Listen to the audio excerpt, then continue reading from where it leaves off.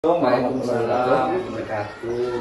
Gimana Pak Andi? Ya, saya ingin mengajukan tentang observasi saya tentang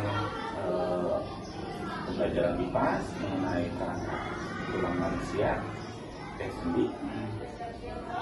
Di sini saya mau konsultasi terkait dengan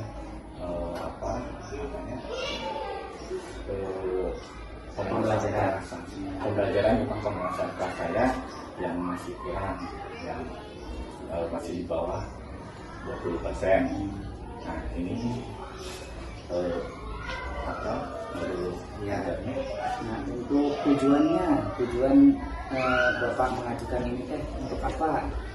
Saya ingin meningkatkan kemampuan saya dalam mengkondisikan kelas, terutama untuk latar belakang siswa yang minim informasi yang didapatkan, sehingga saya dengan kondisi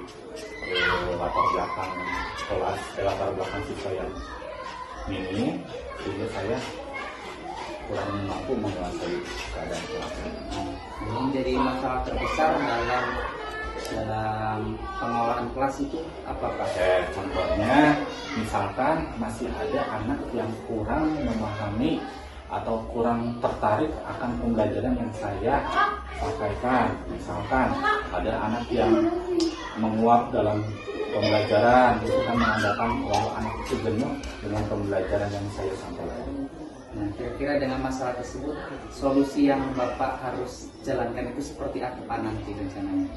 Rencananya saya akan mengadakan asesmen terlebih dahulu tentang latar belakang siswa. Kemudian setelah saya mendapati asesmen tentang siswa itu, tentang latar belakang siswa, saya akan mendiskusikan atau akan berdiskusi dengan rekan sejawat, terutama guru kelas 5 yang sebelumnya mengampu anak-anak kelas 6 ini, untuk mendiskusikan bagaimana langkah-langkah yang lebih tepat untuk mendapatkan latar belakang siswa, sehingga saya akan mengaplikasikannya dalam sebuah metode pembelajaran yang akan saya sampaikan kepada peserta didik di kelas 6. Sebelumnya kan tadi itu rencana Bapak seperti itu. Apakah sebelumnya sudah dilaksanakan dan tingkat kepuasannya itu mencapai berapa persen Pak? Untuk sudah dilaksanakan untuk asesmennya, namun tingkat kepuasannya itu dari 8 siswa baru tercapai sekitar 2 siswa yang antusias dalam mengikuti pembelajaran yang saya sampaikan. Dari 2 siswa berarti sekitar kurang lebih 20%. Nah, target saya minimal dalam beberapa waktu ke depan itu minimal 50% untuk pencapaian kepuasan dari peserta didik mengikuti pembelajaran yang saya sampaikan. Nah, itu untuk tahap selanjutnya mungkin dapat lebih di atas 50%. Nah, indikator untuk ketercapaian supaya bisa dikatakan meningkat dan berhasil lah gitu dari siswanya itu minimal berapa yang harus dilakukan? Baik, untuk indikator yang saya targetkan itu adalah dari 8 siswa kelas 6 itu 6 atau 5 atau 6-nya itu dapat mengikuti pembelajaran saya dengan semangat atau dengan contohnya misalkan dengan serius gitu, jadi tidak ada lagi anak yang jenuh dengan pembelajaran yang saya sampaikan. Hal itu nanti dituangkan misalkan dalam satu LKPD atau satu tugas. Nah, dalam anak-anak mengerjakan tugas itu, anak-anak dengan semangat mengerjakannya. Misalkan anak suruh membuat proyek, dan sehingga anak itu akan antusias untuk mengikuti pembuatan proyek tersebut. Minimal ada dari 8 siswa itu ada 5 atau 6 siswa yang semangat membuat proyek tersebut. Nah, dari proyek yang dihasilkan itu dapat menjadi acuan atau target yang saya targetkan untuk melihat siswa itu indikatornya di situ sih. Jadi dengan menggunakan proyek-proyek gitu ya, Betul. mengajari seperti proyek, suka minatnya teh jadi meningkat siswanya gitu ya. Betul. Terus berarti media apa yang digunakan untuk menarik siswa, perhatian siswa itu Pak? Ya, media yang saya gunakan, Pak, itu salah satunya adalah kita kan memiliki TV flat panel, ya itu adalah salah satu media yang sangat membuat anak itu dapat antusias dalam pembelajaran, karena dengan media panel TV flat panel itu anak-anak akan lebih terfokuskan ke materi yang saya sampaikan dengan saya menampilkan gambar-gambar yang menarik atau dengan lagu-lagu tentang kerangka manusia atau kerangka sendi tulang, ya itu kan anak akan lebih mudah menangkap pembelajarannya. Itu yang diharapkan besar oleh saya. Nah, Bapak sudah merencanakan dengan segala detailnya. Nah, kemudian pelaksanaannya kapan mau direncanakannya? Oke, untuk pelaksanaannya saya menargetkan itu di tanggal 19 Mei, maaf Pak, 9 Mei 2025. Ya. Nah, berarti kira-kira dapat tercapai tadi minimal 50% dalam berapa kali pertemuan Pak? Apa itu Pak? Oke, udah. Santai dan udah diserangi tiap kali itu mah. Melatih public speaking. Oke, target saya dalam 4 atau 5 pertemuan ke depan saya akan mencapai target 50%, sehingga dalam waktu beberapa bulan akan tercapai 100%. Nah, dengan tadi mau direncanakan tanggal 9 Ya. dan turun waktu 5 kali pertemuan Ya. atau 4 kali, mudah-mudahan bisa tercapai. Adakah yang mau disampaikan lagi selain dari itu? Saya pikir cukup. Oke, berarti apa yang Bapak dapat diambil dari percakapan hari ini? Ya, yang sudah diperhatikan, yang saya ambil dari percakapan kali ini adalah bagaimana saya mengetahui untuk memberikan pembelajaran yang lebih memuaskan atau lebih bermakna, itu kita harus merencanakan terlebih dahulu yang dinamakan asesmen terhadap peserta didik. Bagaimana kita mengetahui latar belakangnya, latar belakang pendidikannya, latar belakang di rumahnya, terus latar belakang sikap dari peserta didik tersebut, sehingga kita dapat mengaplikasikannya di dalam metode pembelajaran yang lebih tepat, sehingga akan mendapatkan kualitas pembelajaran yang lebih berkualitas. Kalau sudah tidak ada, berarti terima kasih banyak atas sharingnya hari ini. Baik. Kak Andi bisa melanjutkan ke kegiatan ini. Ceritanya udah ya.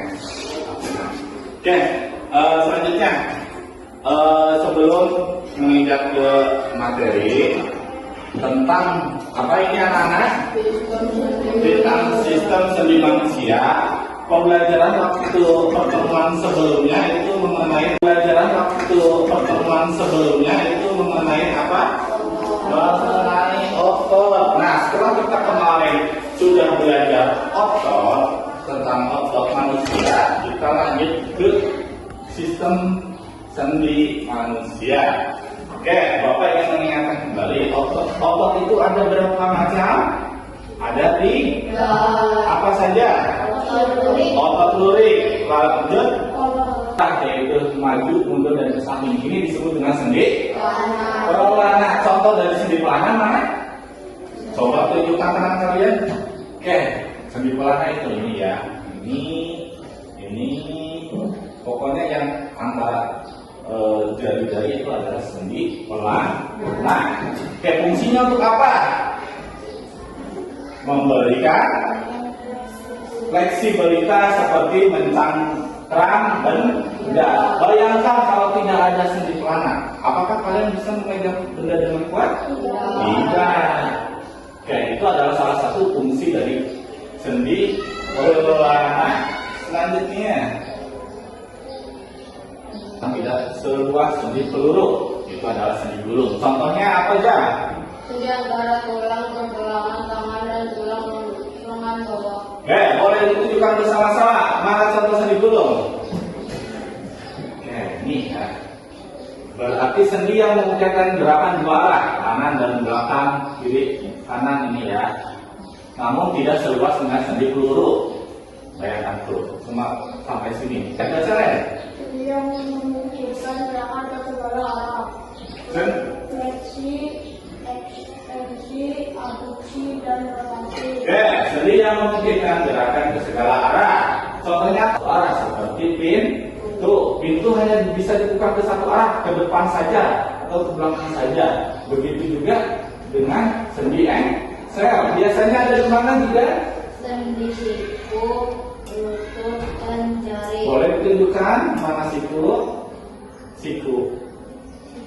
Nah, iya betul, ini siku ya. Kalau jari ini, kalau lutut sama serabe. Lutut yang di tulang ya. Ya. Oke.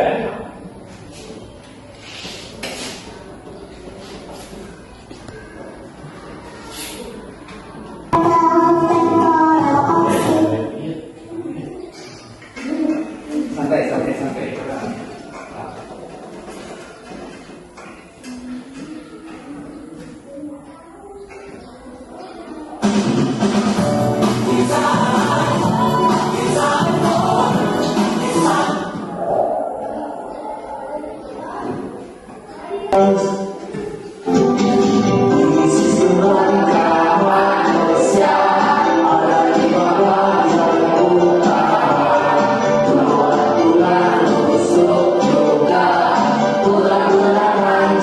Ini tuh agak sedang menali contoh.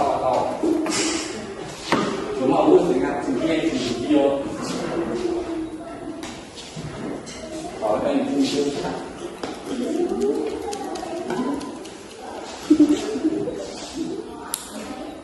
oh, ini lagi batin ya.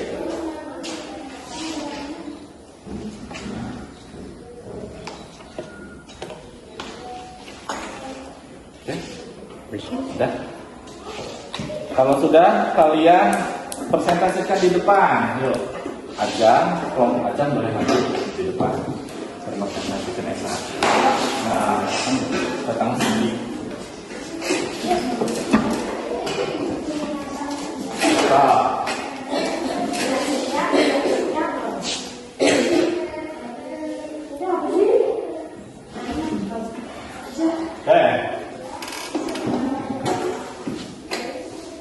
Engsel, boleh tepuk tangan. Oke, silakan duduk. Pak, sedang lagi duduk ya. Refleksinya. Baik, boleh yang pertama deh. Tentang apa tadi kita belajar hari ini? Ingat sendi apa? Berarti kayak warna apa? Boleh, pilih. Sekarang, silakan. Tulis nama di sini. Ready?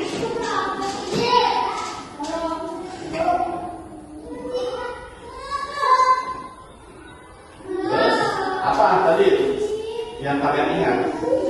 Sendi apa?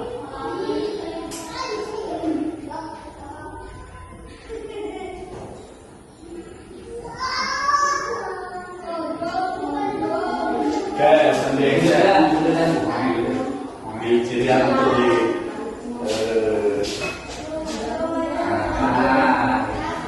Oke, lanjut. Mulai dari Farida. Selanjutnya, yang orang pegang.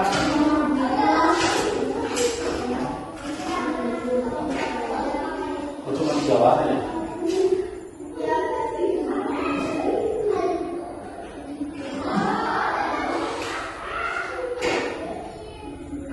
Oke. Apa yang kamu peroleh hari ini nih? Apa yang kamu dari pembelajaran tadi?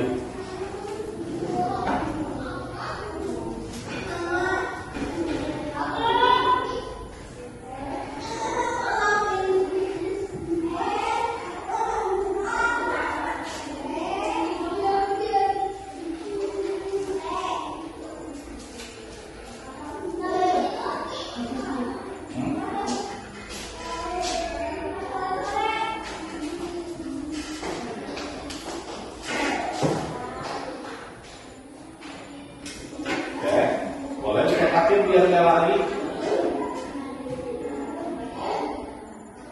Oke, selanjutnya Sulastri.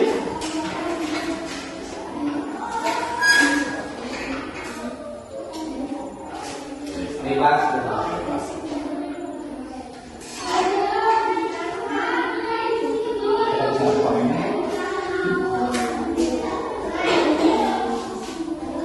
Ada lagi empat warna. Ya itu begitu.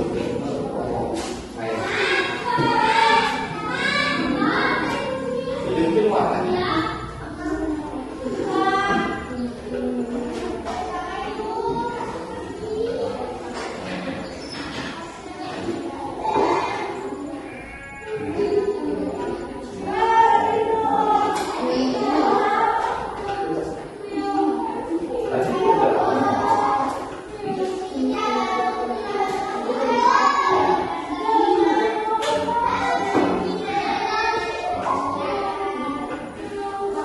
Oke, udah?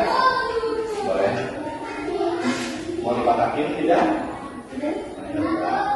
Oke, lanjut. Tiga.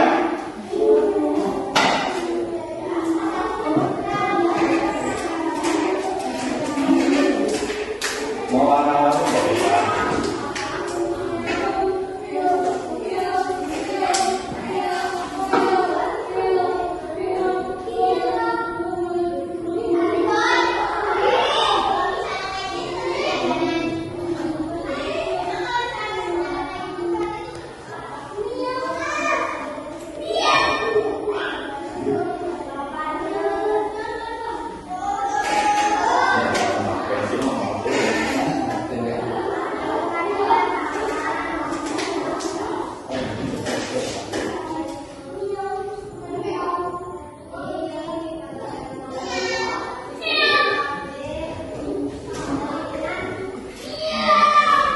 Ya, lanjut.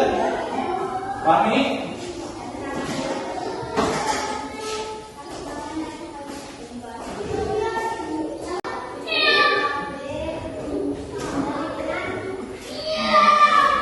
Ya, lanjut.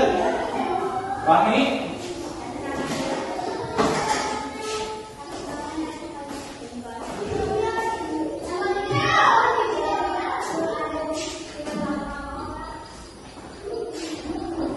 Tenang ya, masih.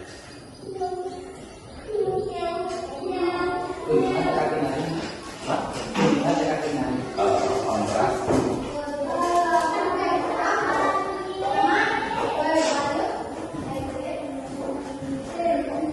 Seneng nih, Fahmi.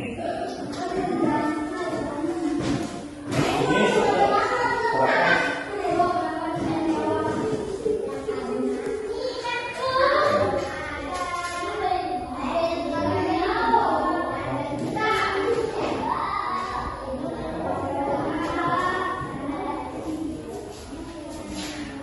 Lanjut. Hamzah.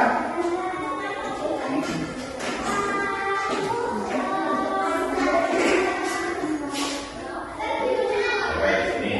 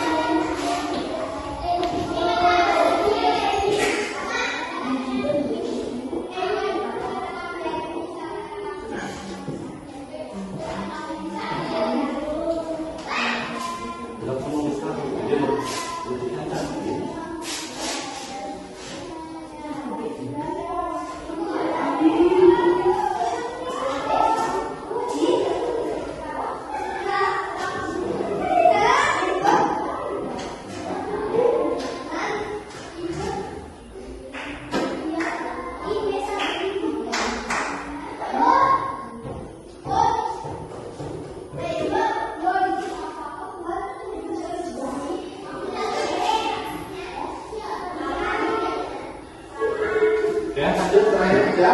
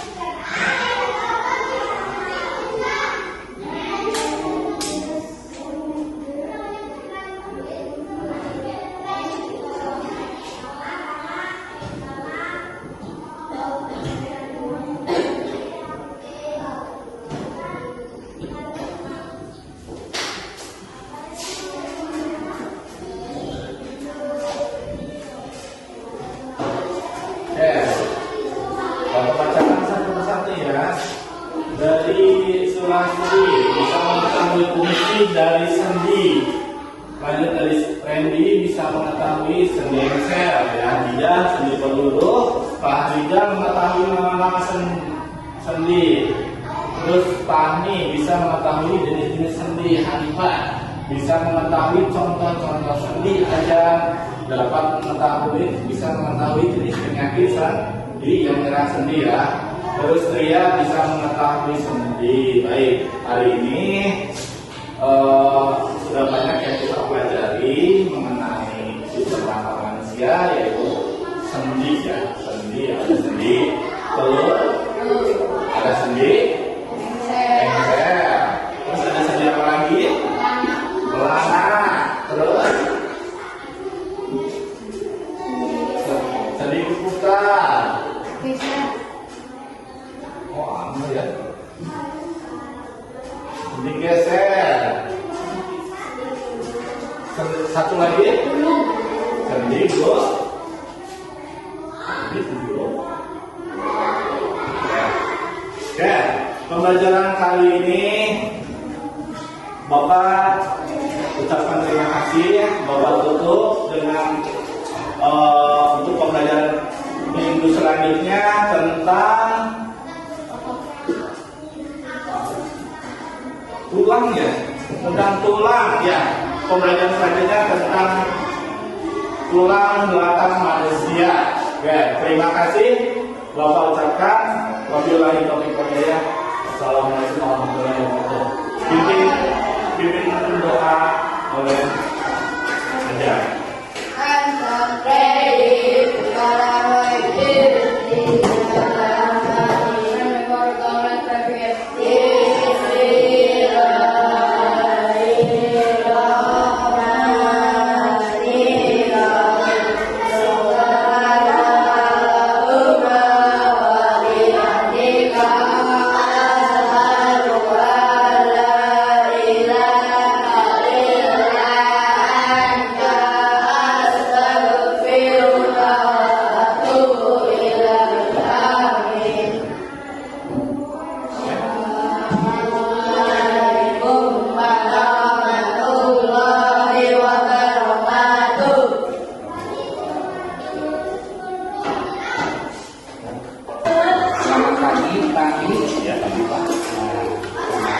Hari ini sudah mempraktekkan tentang MPP yang sudah dibuat oleh kami, terus masalah-masalah yang kami hadapi.